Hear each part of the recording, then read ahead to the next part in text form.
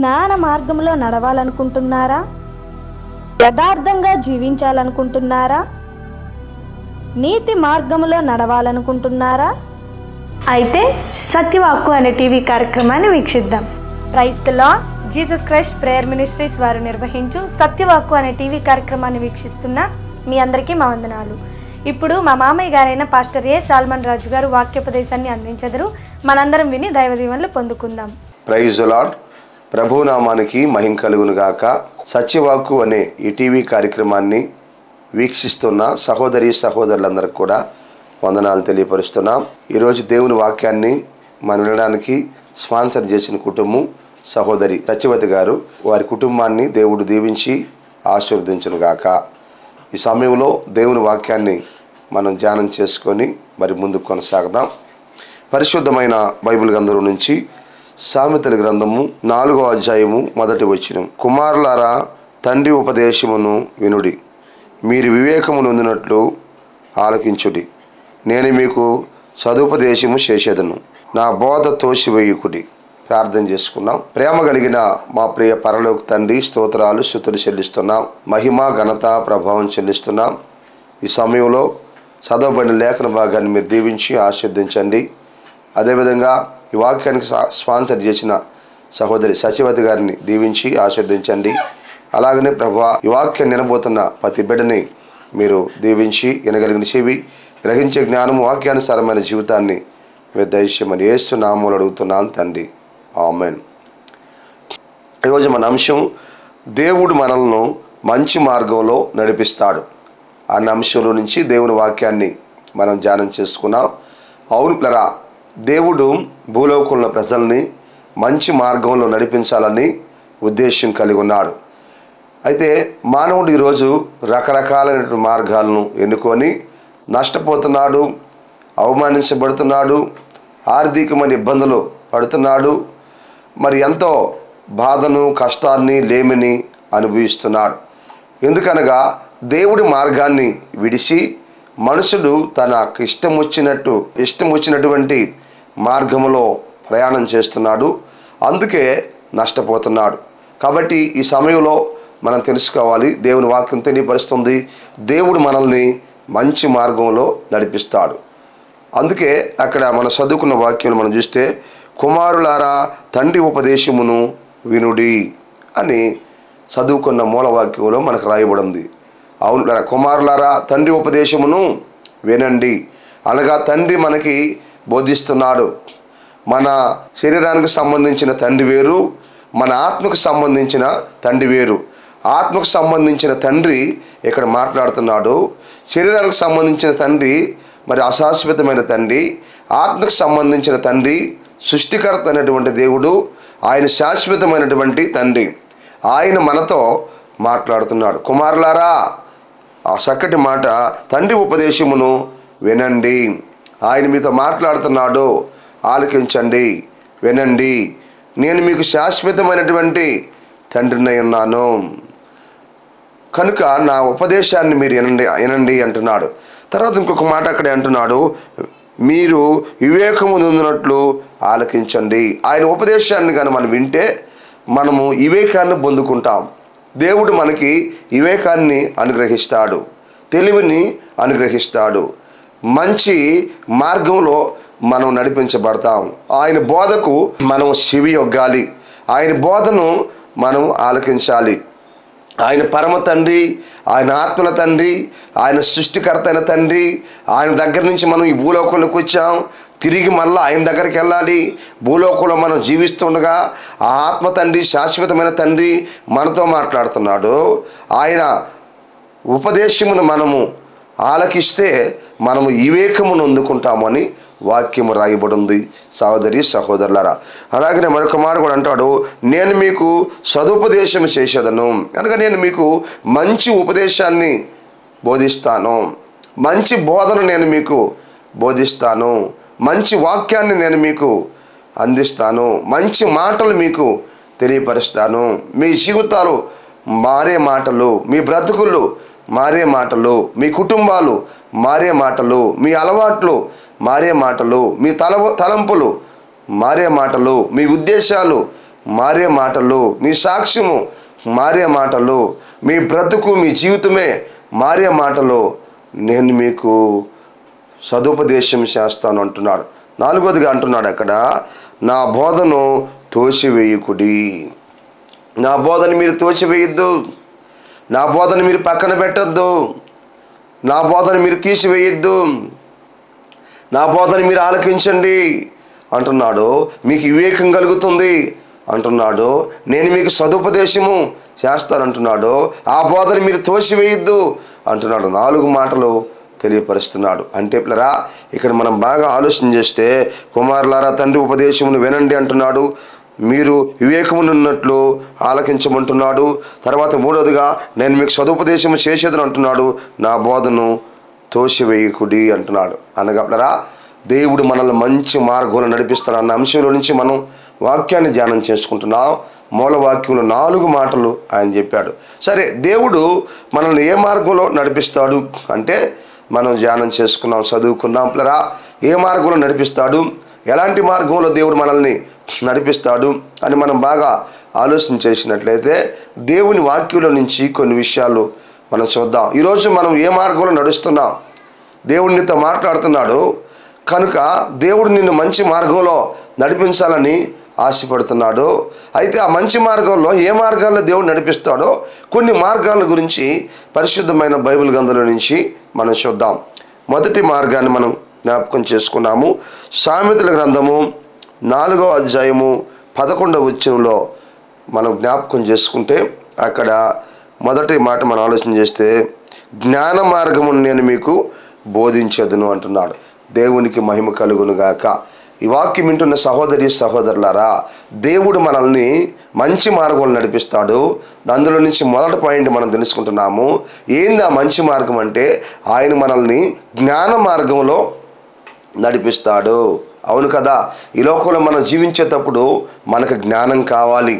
మనం జ్ఞానం చేత నడిపించబడాలి, జ్ఞానం చేత మనం జీవించాలి, జ్ఞానముతో మనం ఆలోచన చేయాలి, జ్ఞానముతో మనం మాట్లాడాలి, జ్ఞానముతో మనం ప్రవర్తించాలి, జ్ఞానముతో మనం జీవించాలి.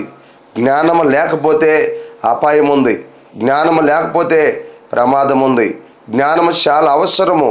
క్రీస్తునందు ప్రియ సహోదరి సహోదరులారా, మరి జ్ఞాన మార్గం ఆలోచించండి. ఈ లోకంలో చాలా మార్గాలు ఉన్నాయి, చాలా మార్గంలో అనేక మంది నడిపించబడుతున్నారు.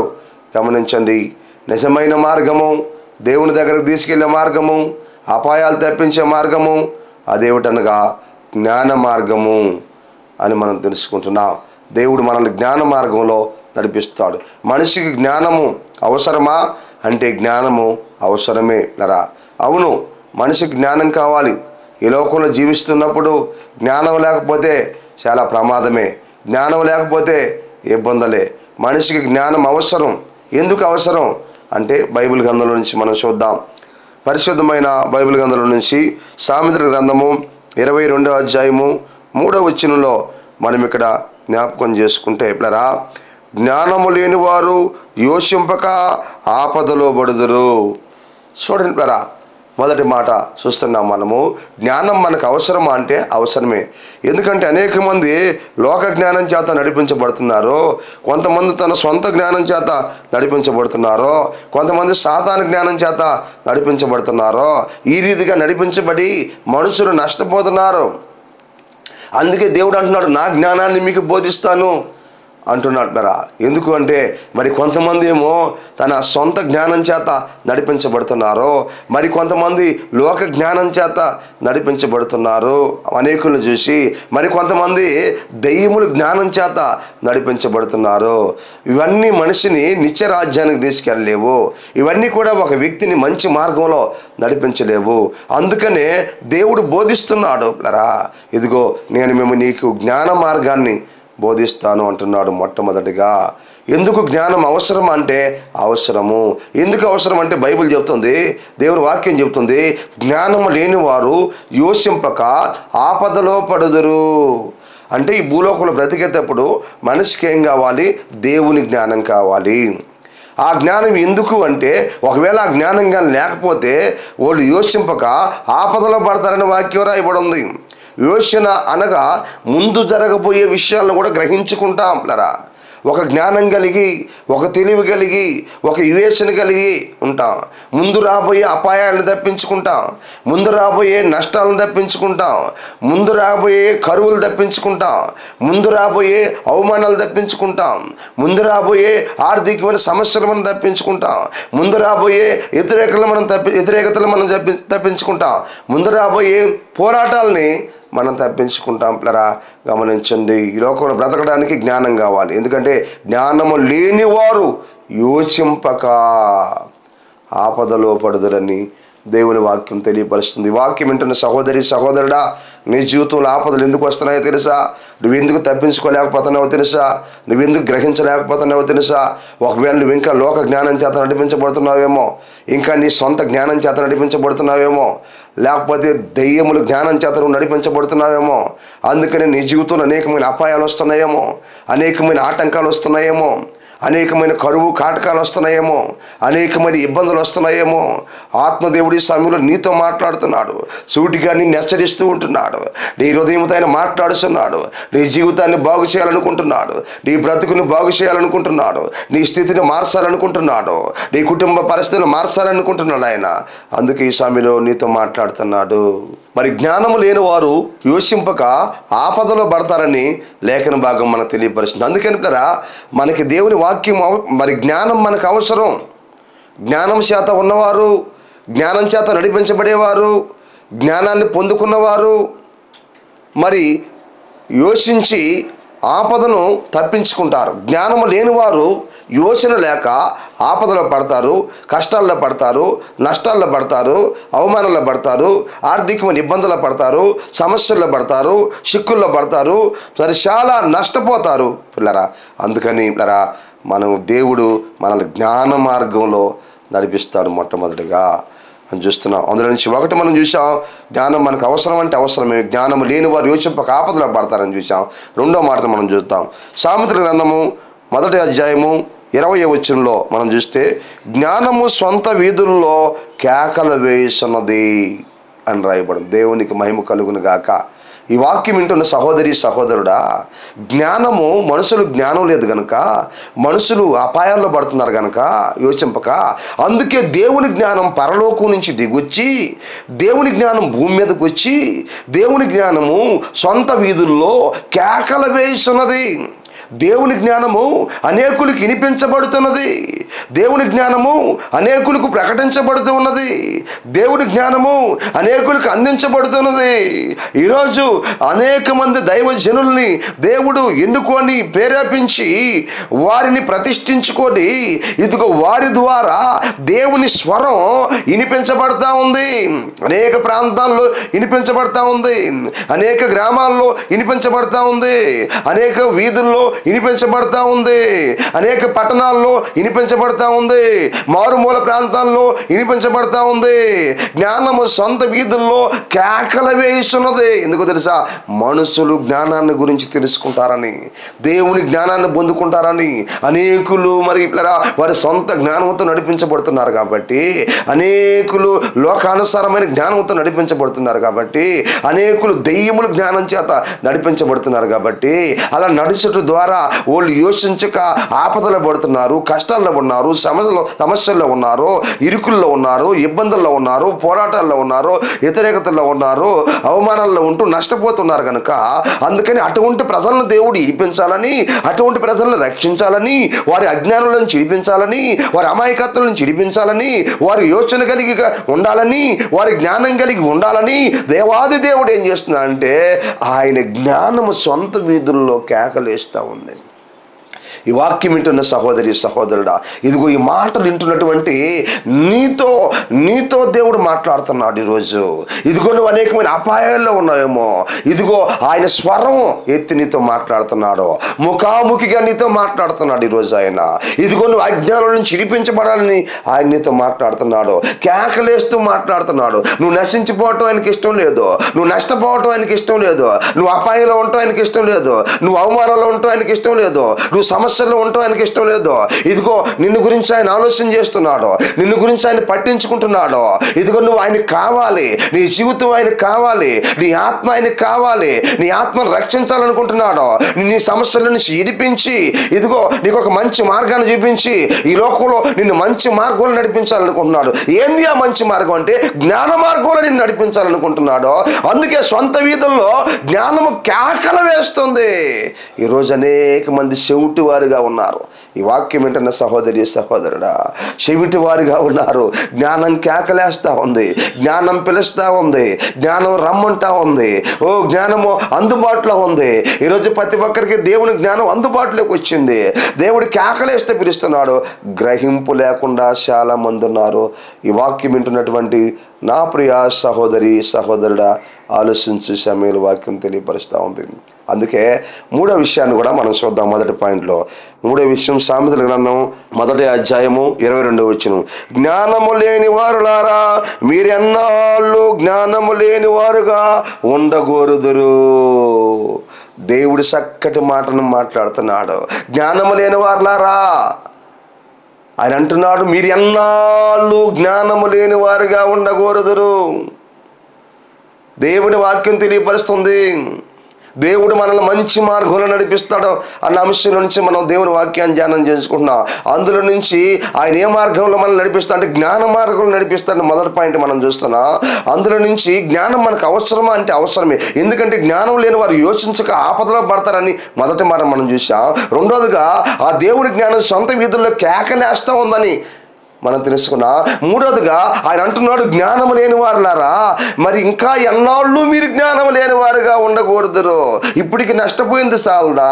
ఇప్పటికి అవమానించబడింది చాలదా? ఇప్పటికి కుంగిపోయింది చాలదా? ఇప్పటికి బాధలు పడుతుంది చాలదా? ఇప్పటికి శ్రమలు పడుతుంది చాలదా? మీరు అజ్ఞానంలో ఉంటూ, మీరు అమాయకత్వంలో ఉంటూ, మీరు లోక జ్ఞానముతో ఉంటూ, మీరు సొంత జ్ఞానముతో ఉంటూ, మీరు మరి దయ్యముల జ్ఞానం చేత నడిపించబడుతూ ఇంతవరకు నష్టపోయింది చాలదా? ఆరోగ్యపరంగా నష్టపోయింది చాలదా? హృదయపరంగా నష్టపోయింది చాలదా? కుటుంబ పరంగా నష్టపోయింది చాలదా? భవిష్యత్తులో కూడా పెద్ద నష్టం మీ జీవితాల్లో ఉంది. పెద్ద నష్టాన్ని మీరు అనుభవించబోతుంటున్నారే. దాని గురించి దేవుడు మాట్లాడుతూ ఉన్నాడు. ఇంకా ఎన్నాళ్ళు మీరు తెలుసుకోకుండా ఉంటారో, ఇంకా ఎన్నాళ్ళు మీరు అజ్ఞానంలో ఉంటారో, ఇంకా ఎన్నాళ్ళు మీరు తెలియని వారుగా ఉంటారో, ఇంకా ఎన్నాళ్ళు నా చేతులు జాపుతున్నారు, నా స్వరం ఎత్తి పిలుస్తున్నారు రమ్మని ఆయన పిలుస్తూ ఉంటున్నాడు. మీరు ఇంకా ఎన్నాళ్ళు జ్ఞానం లేకుండా ఉంటారు, ఎన్నాళ్ళు అజ్ఞానులుగా ఉంటారు, ఎన్నాళ్ళు అమాయకులుగా ఉంటారు, ఎన్నాళ్ళు ఎర్రివారుగా ఉంటారు, ఇంకా ఎన్నాళ్ళు బంధకాల్లో ఉంటారు, ఇంకా ఎన్నాళ్ళు చీకటిలో ఉంటారో. ఇదిగో సొంత వీధుల్లో జ్ఞానము కేకలేస్తా ఉంది. ప్రియ సహోదరి సహోదరుడా, ఆలోచించు. అదిగో మూడో మాట అంటున్నాడు, ఇంకా ఎన్నాళ్ళు మీరు జ్ఞానం లేకుండా ఉంటారు. సహోదరి సహోదరుడా, ఆలోచించు. నీ సొంత జ్ఞానాన్ని వదిలిపెట్టు, లోక జ్ఞానాన్ని విడిచిపెట్టు, దేవుని జ్ఞానంలోనికి రా. దేవుడి జ్ఞానంలోకి నువ్వు వస్తే నీ జీవితం మార్చబడుతుంది. నిన్ను దేవుడు మంచి మార్గంలో నడిపిస్తాడు, మేలైన మార్గంలో నడిపిస్తాడు, శ్రేష్టమైన మార్గంలో నిన్ను నడిపిస్తాడు. దేవునికి మహిమ కలుగును గాక. మంచిదిరా, ఇంతవరకు జ్ఞానాన్ని గురించి మనం తెలుసుకున్నాం. ఆయన జ్ఞాన మార్గంలో మనల్ని నడిపిస్తాడు. మొదటి పాయింట్. అందులో నుంచి 3 విషయాలు మనం చూసాం. తర్వాత రెండో పాయింట్ని మనం చూద్దాం. సామెతల గ్రంథం 4వ అధ్యాయము 11వ వచనం మనం చూస్తే, యథార్థమైన మార్గంలో నడిపిస్తాడు. దేవునికి మహిమ కలుగునుగాక. క్రీస్తునందు పిల్లరా, రెండోదిగా ఆయన యథార్థమైనటువంటి మార్గంలో మనల్ని నడిపిస్తాడు. దేవుడు మనల్ని మంచి మార్గంలో నడిపిస్తాడు. ఒకటి జ్ఞాన మార్గంలో నడిపిస్తాడు. దాని కింద 3 విషయాలు మనం చూసాం. రెండోదిగా ఆయన యథార్థమైనటువంటి మార్గంలో నడిపిస్తాడు. పిల్లరా, ఈ వాక్యం వింటున్న సహోదరి సహోదరుడా, ఆలోచించు. దేవుడు మనల్ని యథార్థమైనటువంటి మార్గంలో నడిపిస్తాడు, రాజ్య మార్గంలో నడిపిస్తాడు, మంచి మార్గంలో నడిపిస్తాడు, మేలైనటువంటి మార్గంలో నడిపిస్తాడు. ఆయన యథార్థమైన మార్గంలో. అవును, ఈ భూలోకంలో మనం బ్రతికేటప్పుడు, ఈ భూలోకంలో మనం జీవించేటప్పుడు ఆయన బిడ్డలుగా యథార్థమైనటువంటి మార్గంలో మనం నడవాలి. యథార్థమైన జీవితాన్ని మనం జీవించాలి. యథార్థంగా మన హృదయంలో మనం ఆలోచన చేయాలి. యథార్థంగా మనం మాట్లాడాలి. యథార్థంగా మనం ప్రవర్తించాలి. యథార్థంగా మనం జీవించాలి. యథార్థంగా మనం బ్రతకాలి. ఉన్నట్టుగా ఒరిజినల్ జీవితాన్ని మనం జీవించాలి. నటించే వారంగా ఉండకూడదు, నాటకాలు ఆడేవారంగా ఉండకూడదు, ఏషాలు వేసే వాళ్ళంగా ఉండకూడదు. ఎవరి దగ్గరని ఏషాలో, ఎవరి దగ్గరని నాటకాలో, ఎవరి దగ్గరని బోటకాలో. దేవాది దేవుడు హృదయ రహస్యాలు కలిగినటువంటి దేవుడు. యథార్థంగా బ్రతకాలి.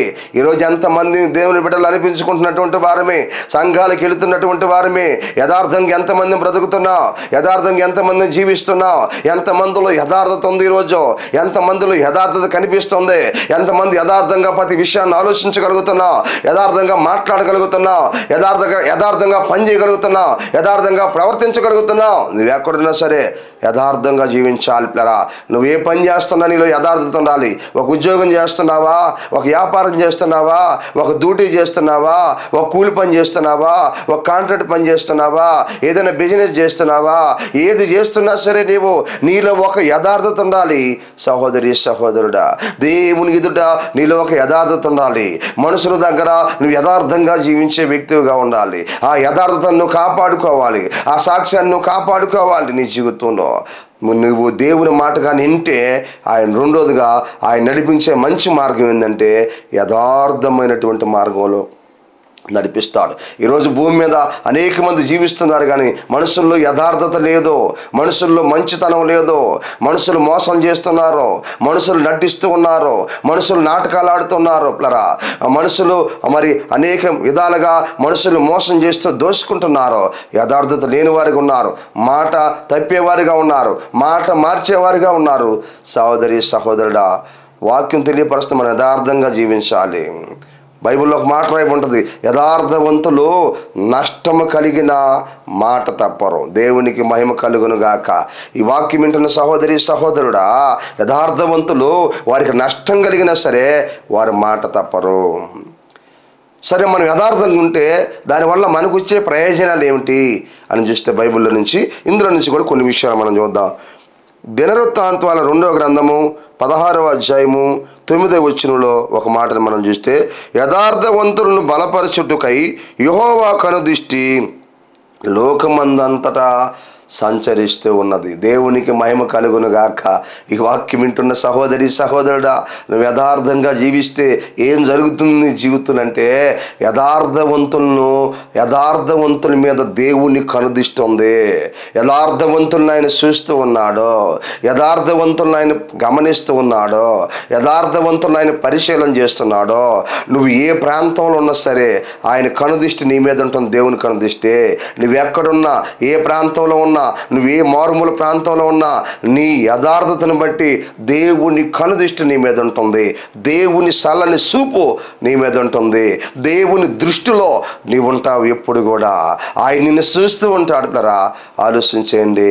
యథార్థవంతులను బలపరచుటకై యెహోవా కనుదృష్టి లోకమందంతటా సంచరిస్తుంటుంది అనగా ఆ చూస్తున్న దేవుని ఏం చేస్తాడో తెలుసా, నిన్ను బలపరుస్తాడు. మొట్టమొదటిగా 2వ పాయింట్లో మొదటి విషయం మనం తెలుసుకుంటున్నా, యథార్థవంతులను బలపరచుటకై యెహోవా కనుదృష్టి లోకమందంతటా సంచరిస్తూ ఉన్నది. ఆయన యథార్థవంతులను చూస్తున్నాడు. ఎందుకు చూస్తున్నాడు ఆయన యథార్థవంతులను అంటే, యథార్థవంతులను బలపరచడానికి, వారు ఉన్నటువంటి బలహీనతల నుంచి బలపరచడానికి, వారున్న సమస్యల నుంచి చిరిపించడానికి, వారున్న ఆటంకాల నుంచి చిరిపించడానికి. కొన్నిసార్లు వాళ్ళు బలహీనమైనప్పుడు, కొన్నిసార్లు వాళ్ళు కుంగిపోయినప్పుడు, కొన్నిసార్లు వాళ్ళకి ఇబ్బంది జరిగినప్పుడు, కొన్నిసార్లు వాళ్ళు నష్టపోయినప్పుడు, కొన్నిసార్లు వాళ్ళు సిక్కుల్లో ఉన్నప్పుడు, కొన్నిసార్లు వాళ్ళు అవమానాల్లో ఉన్నప్పుడు, వాళ్ళ యథార్థతను బట్టి దేవుడు వాళ్ళు చూస్తూ ఉంటాడు కనుక, ఆ చూస్తున్నటువంటి దేవుడు వాళ్ళని ఏం చేస్తాడంటే బలపరుస్తాడు. కుంగిపోయిన స్థితిలో నుంచి బలపరుస్తాడు. నేనున్నాను మీకు అంటాడు ఆయన. చెయ్యి పట్టుకొని నిన్ను లేవదీస్తాడు, చెయ్యి బట్టి నిన్ను నిలబెడతాడు, చెయ్యి బట్టి నిన్ను నడిపిస్తాడు, నీతో కూడా తోడుగా ఉంటాడు. దేవుడు నీకు అండగా ఉంటాడు, దేవుడు నీకు కొండగా ఉంటాడు, దేవుడు నీకు ఆశ్రయ దుర్గంగా ఉంటాడు. దేవుడు అన్ని సమయాల్లో నీతో ఉండే నిన్ను నడిపిస్తాడు. కారణం ఏమిటి? దేన్ని బట్టి అంటే నీలో ఉన్నటువంటి యథార్థతను బట్టి. ప్రియమైనటువంటి దేవుని బిడ్డలారా, ఆలోచించండి. ఈరోజు అనేక మంది బలపరచబడలేకపోతున్నారు. పడితే మళ్ళా తిరిగి లేలేకపోతుంటున్నారు, పడితే మళ్ళా తిరిగి బలపరచబడలేకపోతుంటున్నారు. పడ్డా వాళ్ళు పతనమైపోతున్నారు. కారణం ఏమిటంటే వారిలో యథార్థత లేక. నిజంగా నీలో యథార్థతగా ఉన్నట్లయితే ఇదిగో ఆ దేవుని కనుదృష్టి నీ మీద ఉంటుంది. నీ మీద ఉండి నిన్నేం చేస్తుందంటే నిన్ను బలపరుస్తుంది. ఆయన కనుదృష్టి నిన్ను బలపరుస్తుంది, నువ్వున్న బలహీనతల నుంచి విడిపిస్తుంది. ఒకవేళ శరీర అనారోగ్యం చేత నువ్వు బాధపడుతున్నా, బలహీనంగా ఉన్నావా, ఆయన కనుదృష్టి నీ మీద నిన్ను బలపరుస్తుంది. నీ హృదయం విషయంలో నువ్వు బలహీనమై ఉన్నావా, నిన్ను దేవుడు బలపరుస్తాడు. నీ కుటుంబ విషయంలో నువ్వు బలహీనమై ఉన్నావా, దేవుడు నిన్ను బలపరుస్తాడు. ఇదిగో నీ యొక్క జాబ్ విషయంలో నువ్వు బలహీనమై ఉన్నావా, దేవుడు నిన్ను బలపరుస్తాడు. మరొక విషయంలో, ఏ విషయంలో సరే నువ్వు బలహీనమై ఉన్నావా, దేవుడు నిన్ను బలపరుస్తాడు. దేవునికి మహిమ కలుగునుగాక. క్రీస్తు యేసునందు నా ప్రియ సహోదరి సహోదరుడా, యథార్థవంతులను బలపరచుటకు యెహోవా కనుదృష్టి లోకమందంతా సంచరిస్తుంది. నీవు యథార్థంగా ఉంటే దేవుని చేత నువ్వు బలపరచబడతావు. దేవుడు నిన్ను బలపరుస్తాడు. దేవుడు నిన్ను విడిచిపెట్టడు. దేవుడు నీకు దూరంగా ఉండడు. దేవుడు నీకు అందుబాటులో ఉంటాడు. దేవుని సహాయము నీకు అందుతుంది. దేవుడు నిన్ను లేవనెత్తాడు. దేవుడు నిన్ను నడిపిస్తాడు. దేవుడు నిన్ను ముందుకు కొనసాగింపజేస్తాడు. ఆయన జోక్యం చేసుకుంటాడు నీ విషయంలో. దేన్ని బట్టి? నీ యథార్థతను బట్టి. అందుకే దేవుడు యథార్థమైన మార్గంలో నడిపిస్తాడు. రెండో విషయాన్ని మనం చూద్దాం యథార్థతను గురించి. కీర్తన గ్రంథము 84వ కీర్తన 11వ వచనంలో ఒక మాట రాయబడింది. యథార్థవంతులకు ఆయన ఏ మేలు చేయక మానడు. దేవునికి మహిమ కలుగును గాక. చూసారా, మనం యథార్థంగా బ్రతికితే, యథార్థంగా జీవిస్తే యథార్థవంతులకు ఆయన ఏ మేలు చేయక మానడు. దేవుడి ద్వారా ఏ మేలైతే నీకు జరగాలో దాన్ని దేవుడు చేస్తాడు. ఆయన ద్వారా ఏ మేలైతే నీ కుటుంబానికి కావాలో దాన్ని ఆయన చేస్తాడు. దాని ద్వారా ఏ మేలైతే నీ బిడ్డలకు జరగాలో దాన్ని ఆయన చేస్తాడు. ఏ మేలైతే నీకు అవసరతగా ఉందో, దేవుడి ద్వారా రావాల్సిన ప్రతి మేలు, దేవుడి ద్వారా రావాల్సిన ప్రతి సహాయము, దేవుడి ద్వారా రావాల్సిన ప్రతి కార్యము నీ జీవితంలో జరుగుతుంది, నీ హృదయంలో జరుగుతుంది, నీ శరీరంలో జరుగుతుంది, నీ కుటుంబంలో జరుగుతుంది. ఇదిగో నీ యొక్క పిల్లల విషయంలో జరుగుతుంది, నీ భవిష్యత్తులో జరుగుతుంది.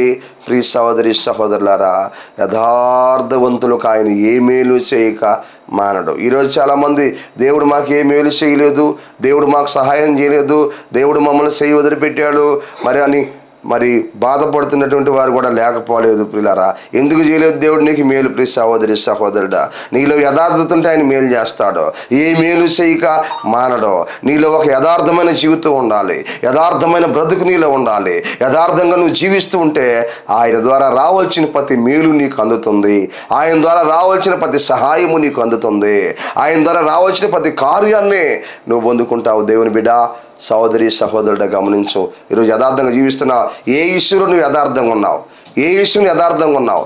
దేవుని విషయంలో యథార్థంగా ఉన్నావా? యథార్థంగా ఆలోచన చేస్తున్నావా? యథార్థంగా మాట్లాడుతున్నావా? యథార్థంగా జీవిస్తున్నావా? యథార్థమైన వ్యక్తిగానే ఉన్నావా? గమనించు.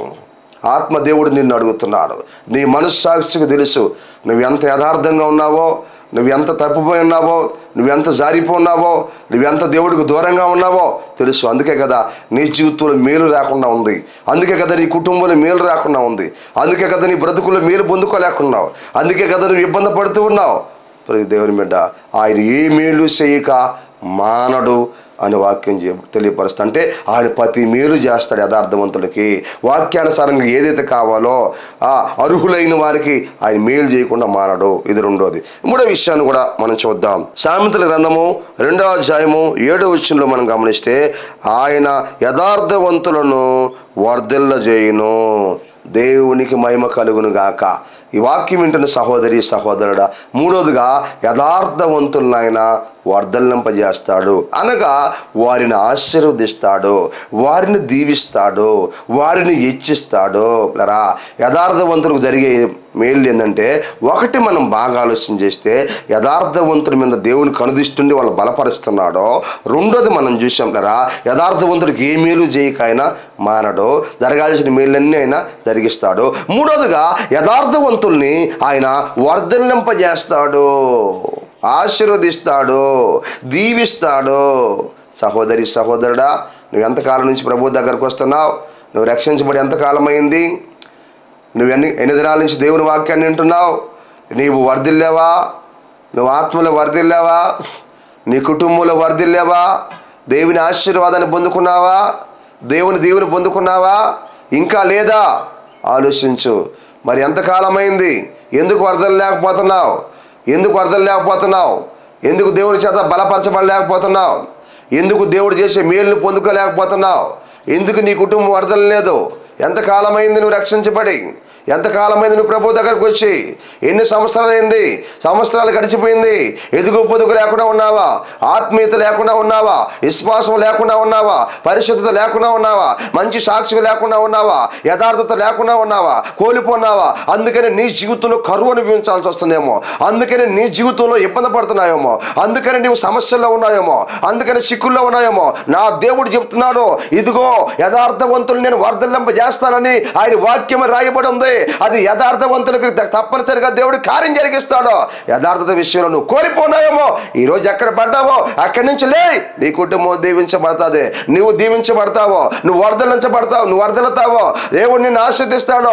మాట తప్పని దేవుడు, నిరంతరం ఉన్న దేవుడు, ఏకరీతిగా ఉన్న దేవుడు, మార్పు లేని దేవుడు, నీ కార్యం చేసే దేవుడు, నీకు అద్భుతం చేసే దేవుడు.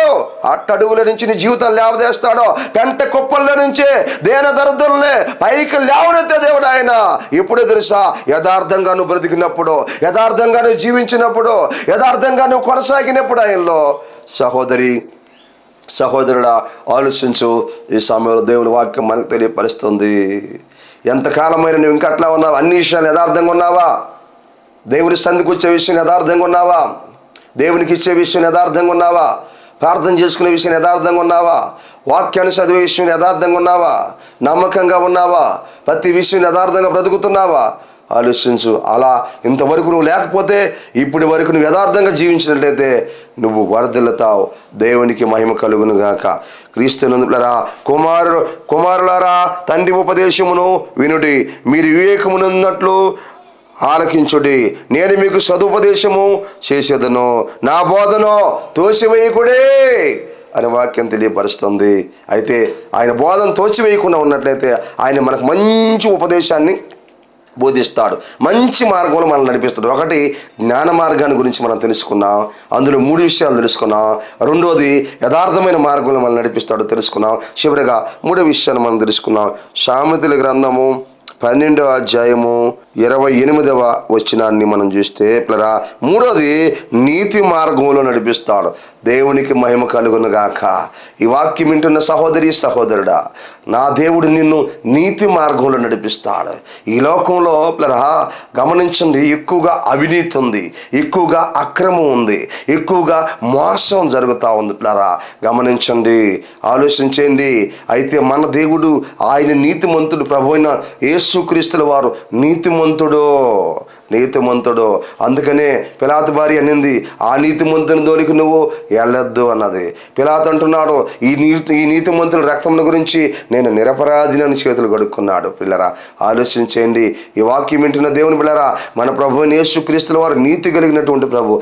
ఆ నీతిమంతుని యొక్క రక్తము ద్వారా నువ్వు కడగబడ్డావు. ఆ నీతిమంతుని రక్తము ద్వారా విమోచించబడ్డావు. ఆ గొర్రె పిల్ల రక్తము ద్వారా మనం విమోచించబడ్డావు. ఇదిగో మనందరం ఈ పాపులమై ఉండగా, మనం పాపముల చేత అపరాధముల చేత చచ్చిన వారై ఉండగా దేవుడు క్రీస్తులో మనల్ని బ్రతికించాడు, మనకు జీవం ఇచ్చాడు. నీతిమంతుని రక్తము ద్వారా మనం కడగబడ్డాం, విమోచించబడ్డాం. యేసు రక్తము మన ప్రతి పాపమును కడిగి శుద్ధీకరించింది. కనుక ఆ రక్తం చేత కడగబడ్డ నువ్వు ఏ విధంగా జీవిస్తున్నావు? ఆ రక్తాన్ని నువ్వు పానం చేస్తున్నావు, నువ్వు ఏ విధంగా జీవిస్తున్నావు? ఆయన శరీరాన్ని భుజిస్తున్న నీవు ఏ విధంగా జీవిస్తున్నావు? ఆయన రక్తం చేత కడగబడినటువంటి మనము, ఆయన రక్తాన్ని పానం చేస్తున్న మనము, ఆయన శరీరాన్ని భుజిస్తున్న మనము, ఆయన ఆత్మీయ ఆహారాన్ని భుజిస్తున్నటువంటి మనము, మన నరాల్లో నీతి ఉండాలి.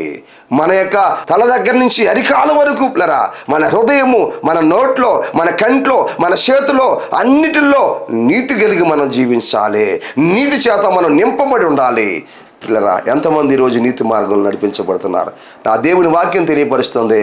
3వదిగా ఆయన నీతి మార్గంలో నడిపిస్తాడు. ఈ వాక్యం వింటున్నట్టు దేవుని బిడ్డలారా, ఆలోచించు. నీతిగా జీవిస్తున్నావా? నీతిగా బ్రతుకుతున్నావా? ఎలాగా జీవిస్తున్నావు? ఎలా బ్రతుకుతున్నావు? ఒక్కసారి ఆలోచించు. లేఖన భాగం తెలియపరుస్తూ ఉంటుంది. నీతిమంతుని రక్తం చేత కడగబడ్డావు. నువ్వు నీతిగా బ్రతకాలి, నీతిగా జీవించాలి. అవినీతిలో నుంచి విడిపించబడ్డావు, ఒకప్పుడు అక్రమం నుంచి విడిపించబడ్డావు, మోసం నుంచి విడిపించబడ్డావు. యేసయ్య నీ అపరాధాలు, నీ పాపాలు, నీ దోషాలు, నీ అతిక్రమాలన్నీ కడిగాడు. దేని ద్వారా? నీతిమంతుని రక్తం రక్తము ద్వారా, ఆ రక్తములో ఉదక స్నానము చేయబడినటువంటి నువ్వు, ఆ రక్తములో శుద్ధీకరించబడినటువంటి నీవు, ఆ రక్తము ద్వారా పరిశుద్ధపరచబడినటువంటి నీవు నీతి మార్గములో నడిపించబడాలి. అవును, నీతి మార్గం మనకు అవసరమా? అవసరం. ఎందుకంటే అక్కడ ఇంకో మాట రాయబడింది, నీతి మార్గమందు జీవము కలదో, దేవునికి మహిమ కలుగును గాక. నీతి మార్గంలో ఏముంది? జీవం ఉంది. ప్రియ సహోదరి సహోదరులారా గమనించండి, నీతి మార్గములో జీవం ఉంది.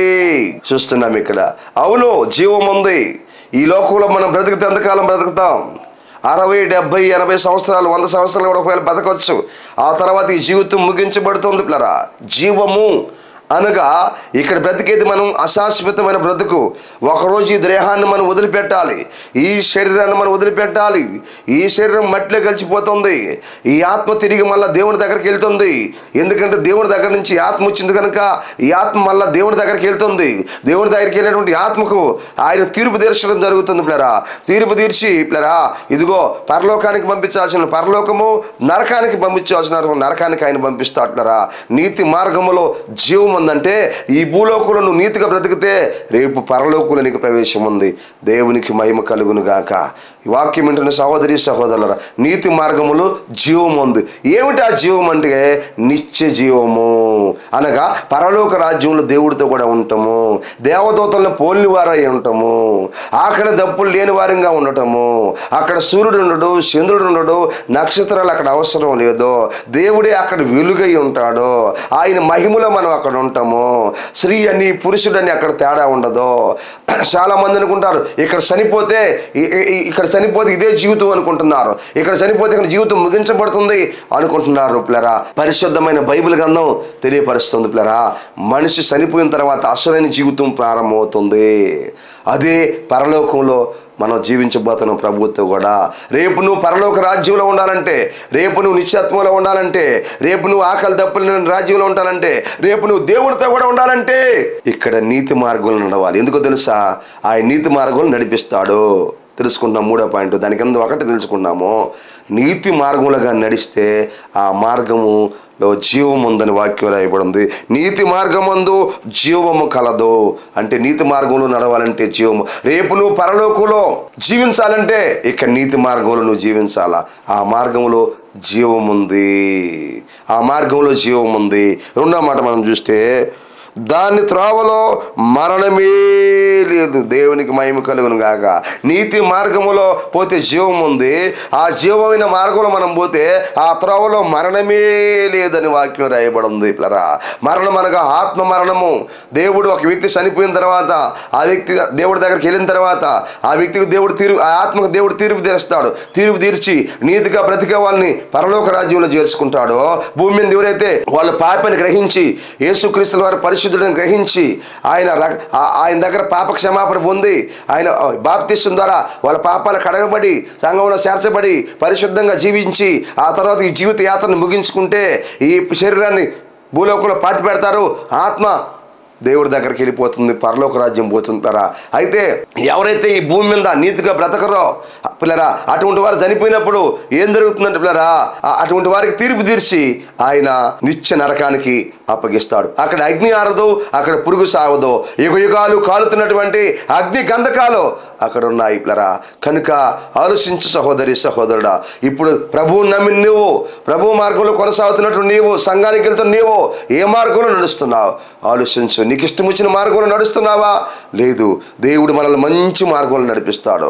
ఒకటి జ్ఞాన మార్గంలో దేవుడు మనల్ని నడిపిస్తాడు. ఎందుకంటే పిల్లరా, జ్ఞాన మార్గం మనకు కావాలి, అవసరము. ఆ మార్గంలో మనం నడవాలి. ఆ వాక్యం తెలియపరుస్తూ ఉంది, జ్ఞానం లేని వారు యోచింపక ఆపదలో పడతారని వాక్యం తెలియపరుస్తుంది. జ్ఞానము సొంత వీధుల్లో కేకలేస్తుందని దేవుని వాక్యం తెలియపరుస్తుంది. జ్ఞానం లేని వారులారా, ఇంకా ఎన్నాళ్ళు మీరు జ్ఞానం లేని వారుగా ఉండకూడదని వాక్యం తెలియపరుస్తుంది. 2వది, ఆయన మనల్ని యథార్థమైన మార్గంలో నడిపిస్తాడు.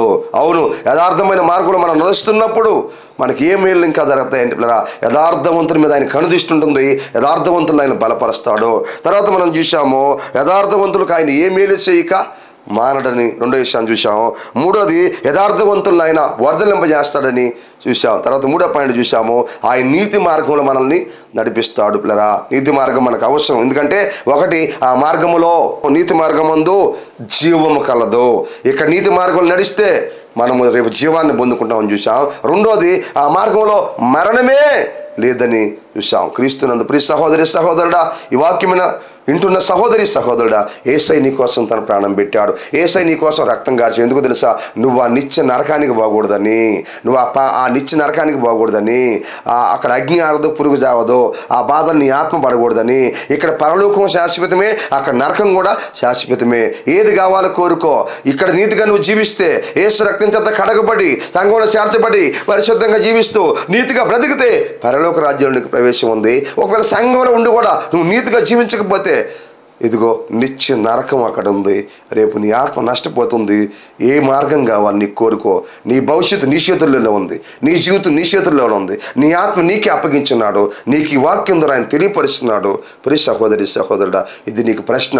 ఏ నిర్ణయాన్ని తీసుకుంటావు? తల్లి ఉంచుకున్నాం, ప్రార్థన చేసుకున్నాం. ప్రేమ కలిగిన మా ప్రియ పరలోక తండ్రి, ఇంతవరకు ఈ వాక్యాన్ని నా ప్రతి బిడ్డను మీరు దీవించండి, ఆస్వాదించండి, సహాయించండి. ఈ వాక్యాన్ని స్పాన్సర్ చేసిన సహోదరి శశివతి గారిని మీరు దీవించండి, ఆశీర్వదించండి. వాళ్ళ కుటుంబాన్ని మీరు దీవించి ఆశీర్వదించి బలపరచమని వేడుకుంటూ ప్రార్థిస్తూ శుతిస్తూ కనపరుస్తున్నాను. ప్రభువా, సహాయించండి. మీరు మమ్మల్ని మంచి మార్గంలో నడిపించే దేవుడై ఉన్నారు. జ్ఞాన మార్గంలో నడిపించండి, యథార్థమైన మార్గంలో నడిపించండి, నీతి మార్గంలో నడిపించి నిత్య జీవానికి వారసులుగా మమ్మల్ని అందరిని కూడా చేయమని అడుగుతూ చిన్న ప్రార్థన దీవించమని యేసుక్రీస్తు పరిశుద్ధమైన నామములో అడుగుతున్నాను తండ్రి, ఆమేన్. మన పరమ తండ్రి అయిన దేవుని ప్రేమ, ఆయన కుమారుడైన యేసుక్రీస్తు వారి కృప, పరిశుద్ధాత్మ దేవునికి అనుని సహవాసము ఇక్కడ గుండి మనకి భూలోకుల సకల పరిశుద్ధులందరికీ ఇప్పుడు ఎల్లప్పుడూ సదాకాలము తోడై ఉండి నడిపించును గాక. ఆమేన్, ఆమేన్. ఇంతవరకు దేవుని వాక్యాన్ని మీ అందరం కూడా ప్రభు యేసు నామములో వందనాలు. దేవుడు మిమ్మల్ని అందరినీ దీవించి ఆశీర్వదించును గాక. ఆమేన్. మీ ప్రార్థన అవసరతలకు సంప్రదించవలసిన మా ఫోన్ నంబర్లు 9959458024 మరి యొక్క నంబర్ 9640495124. మా అడ్రస్ కోడూరు కండ్రిగా, సోస్త్రికం, టీపీ గూడూరు మండలం, నెల్లూరు జిల్లా. మీ అందరికీ మా వందనాలు.